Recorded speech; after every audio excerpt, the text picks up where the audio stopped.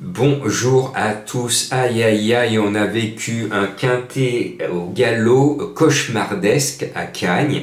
Un de mes fidèles me dit: c'est la première fois, Jean-Marc, que vous avez aucun cheval de votre pronostic à l'arrivée. Bah oui, parce que le 5 qui gagne aujourd'hui, la dernière fois j'étais très chaud. La dame qui l'entraîne était hyper confiante, je l'avais mis, on a tous plongé, je vous ai fait plonger la dernière fois, et puis cette fois elle n'était pas confiante du tout, elle comprenait pas, on l'a écouté, je l'ai écouté, et puis le cheval gagne. Parce que la cote était plus sympathique. Point de suspension. Bien, heureusement, j'avais pour mes abonnés des pronos du cœur des informations de grosses sommes d'argent sur les tactiques qu'ils ont eu en dernière minute, mais c'était impossible pour moi de vous trouver cette bonne arrivée. Il fallait être à la cantine de Cagnes-sur-Mer pour avoir aujourd'hui de bonnes informations. Là aussi, je remets des points de suspension. Allez, maintenant, je vous emmène pour le quintet de Vincennes. Très difficile à déchiffrer. J'ai compté les juments au départ, et elles sont bonnes, qui ont une première chance de gagner la course. J'en ai repéré 3, 4, 5, 6, 7, 8, 9, 10, 11 exactement. Elles sont 11 à avoir une première chance. C'est très rare dans un quintet de trop, où d'habitude on peut en écarter 2, 3, 4, 5. Eh bien là, 11 à pouvoir gagner. Cela veut dire qu'on va tout droit vers un quintet difficile à déchiffrer. Sur la pointe des sabots, j'en mets 8.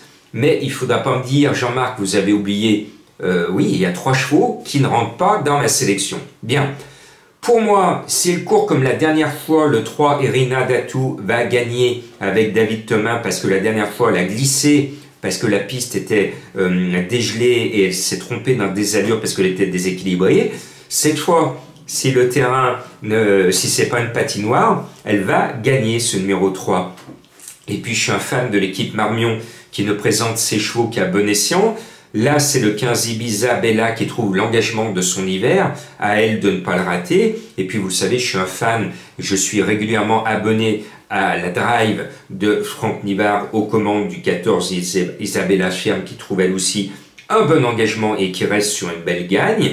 Et puis, l'équipe Baudouin ne cache pas honnêtement sa confiance avec le 13 Icône Madric, j'y crois aussi, le cheval est au top. Et puis, je suis un fan, vous le savez, de Madame Séverine Raymond, surtout malheureusement depuis la disparition de leur crack Gallius, regretté Gallius. Donc dès que je vois Séverine Raymond, je repense à Gallius et j'ai toujours beaucoup de sympathie pour cette grande dame qui nous a préparé avec son soin habituel ce numéro 11, Aria du Belay, qui est un petit peu l'originalité de ma sélection, parce que là, vous le savez, je suis un homme de passion.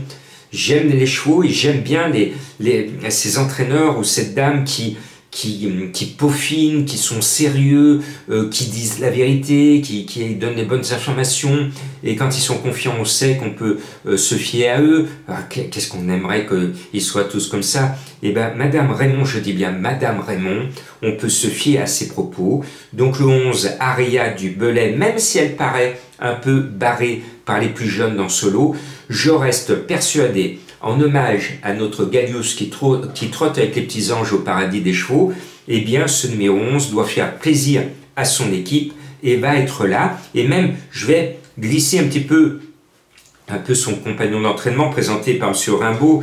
Je glisse juste avant elle le 10 Ilaya, confié à Johan Le Bourgeois. Je pense que cette équipe peut faire coup double dans le quintet. Ça sera 11-10 ou 10-11, ça va se tenir de près. Les deux chevaux ont à peu près la même valeur et surtout le même indice de grande forme en ce moment. Et puis le 8, Image Charentaise, est l'une des 2 cartouches Leblanc au départ, confiée à Benjamin Rochard. Elle vient de gagner la course référence, je suis obligé de vous la mettre.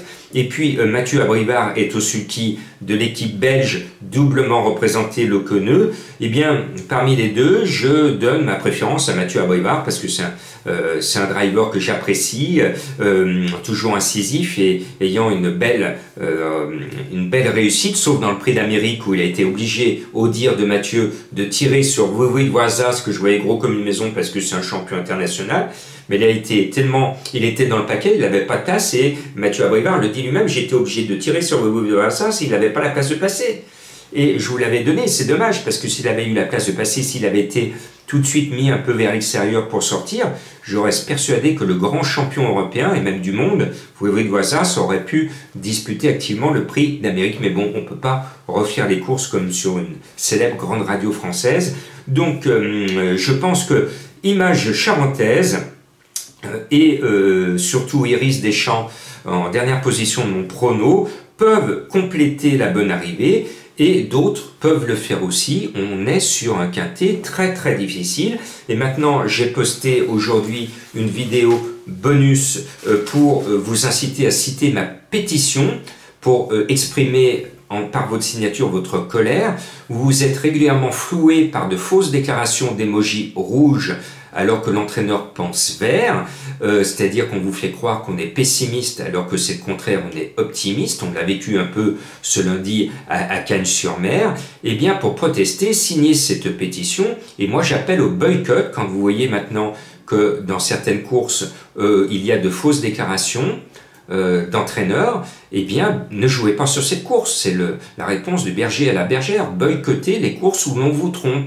Quand on met du rouge alors qu'on pense vert, c'est tromper les turfistes qui ne sont pas au courant. Heureusement, Jean-Marc, il est là pour donner l'alerte, mais Jean-Marc ne peut pas être de partout, il ne peut pas accompagner tous les turfistes de cette planète, et parmi les turfistes de cette planète, il y en a beaucoup, malheureusement, qui se font tromper avec des émojis rouges qui sont en plus clairement identifiés sur le site officiel du PMU. Et c'est pour ça qu'il faut que cela s'arrête, il faut qu'on stoppe ces fausses déclarations au plus vite. D'où le fait de signer la pétition. Le lien est en ligne dans le texte de cette vidéo. Merci de signer, merci de tout cœur.